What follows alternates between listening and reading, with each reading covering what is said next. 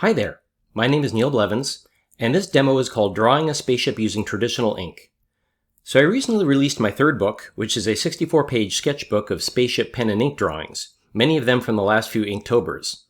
There's over 100 drawings in the book, as well as a little how-to section discussing my tools and some tips for drawing your own doodles. So one of the extra bits I wanted to add to the project was a recording of me drawing a spaceship so you could see the whole process, and so that's what this video is all about. Here's the spaceship in question, which was drawn after the book release, but I'm using exactly the same techniques I used to draw the doodles in the book. So let's get started.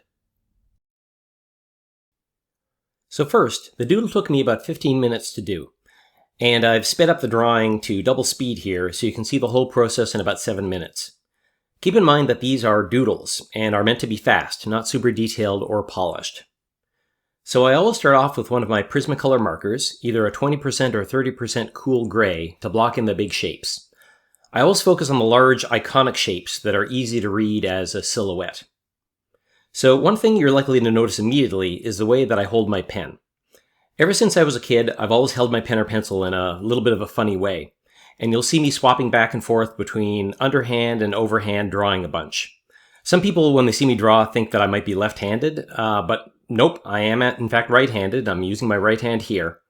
It's just a different way to hold the pen. And I also write this way too, and had plenty of elementary school teachers who try to tell me you're writing the wrong way and to try to teach me how to write in a standard manner. But they all failed, and so here I am. So anyway, once I have the big shapes mapped in, it's time to break out the finer pens. So for the most part, I use two pens, a 0.2 thickness Pigma Micron pen, and I draw on all of the big lines, which you can see me drawing here. And then I also use a 0.05 thickness pen, and I use this to draw the smaller details. And I try to vary my line thickness depending on the lighting direction. And you can also see that I use a mini straight ruler for lots of the longer lines, and the shorter lines I'll usually just freehand. You also notice I like cutting these little wedges out of the long straight lines to imply panel details, or I also sometimes add little black lines as greebles, especially around the edges.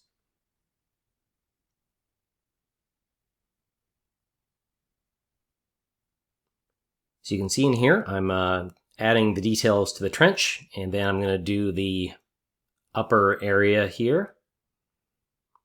Again, there's a great example of the little cutout lines that I kind of like doing.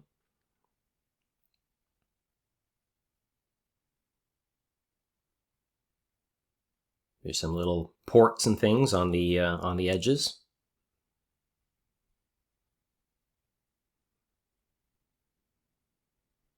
Then I go in and add a little sail or fin or whatever the thing is up at the top.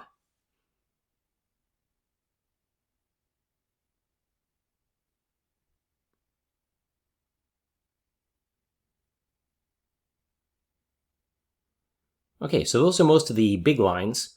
And then the ship is really rectilinear, so I decided to add at least a few circle shapes to vary the shape language. So I break out my oval stencils and pick a couple that seem to work with the perspective of the ship. And the stencils are really set up for the standard way of holding your pen, so you'll notice I switched to my more traditional pen grip to use the stencils.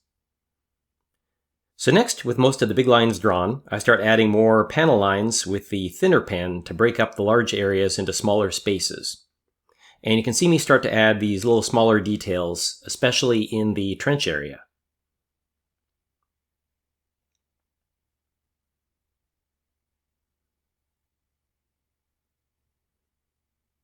Break out the thicker pen again, add a little bit more these little openings.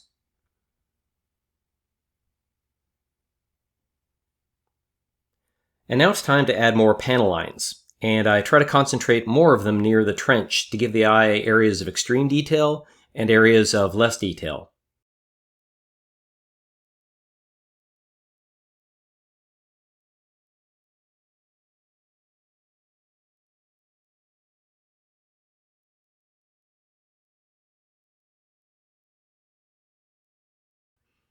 And as a side note, I've actually never recorded myself drawing before, and while I do rotate the paper around a little bit now and again, I actually thought I'd rotate the paper a lot more than I did. But yes, sometimes I do rotate it when I want a nice straight line at an angle. So here I am adding some final little small details.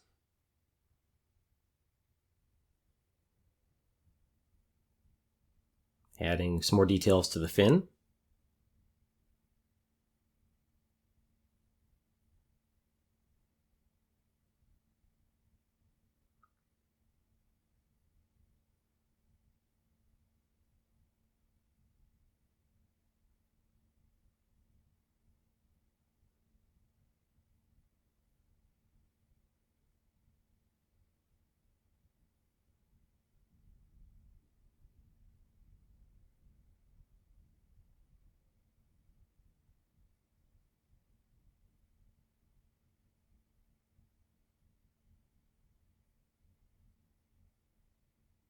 And then one more little detail pass.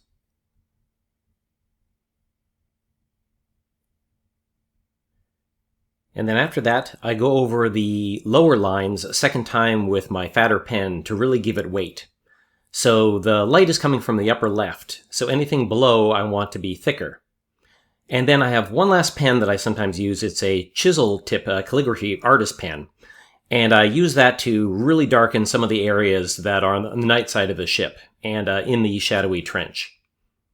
Again, it's all about trying to give a little bit of line weight, some thicker lines, some thinner lines, and some even smaller lines. Okay, so now that the main pens are done, it's time to add a little bit of shading. And so I use 10 to 90% cool gray Prismacolor markers to increase the illusion of depth and light even further. Shading based on my imaginary light source, which again is from the upper left. And also remember, these pens dry lighter, so I'll frequently add some of the marker and then wait a few minutes and then go over the area again or with a darker marker to make sure that I have some good darks in there. So the shading on this ship is reasonably straightforward because of the design of the ship.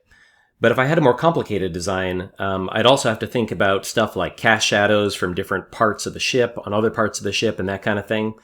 But here I can pretty much add darker areas on the bottom in the trench and then the lower part of the sail on the top, and then the rest I can keep a lot lighter to give that straightforward impression of the direction of the light.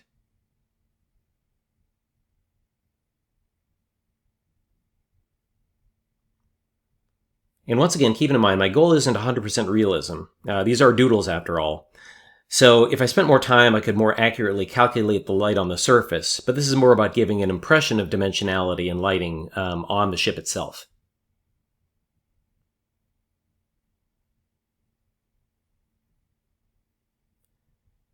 And then here's one of those pauses to let it dry, followed by a little bit of extra darkening because after it dried a little bit, it was just looking a little light in spots. So I bring out the maybe the 50% to 70% pens just to make it a little bit darker.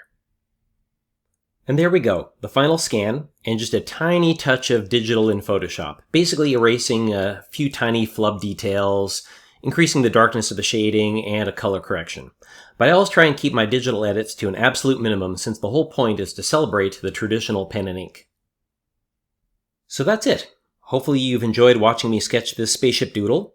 And while I love digital art, there's also something very satisfying about picking up a real pen with a real swatch of paper and doing these little sketches. So I highly recommend taking a break from the computer every once in a while and doing your own rough sketches like these. And if you need outside motivation, do it during Inktober and post your results. It's a great way to keep your traditional skills in practice, and it's also a ton of fun. So thank you very much for watching. I hope you've enjoyed this video. Feel free to go to neilblevins.com and go to the art lesson section if you want to find more art lessons, demos, and tutorials like this. And if you want to be notified the next time I post a new video, please subscribe to my YouTube channel. And if you want to purchase my Spaceship Doodle book, there's a link to it inside the description of this video. Thank you very much.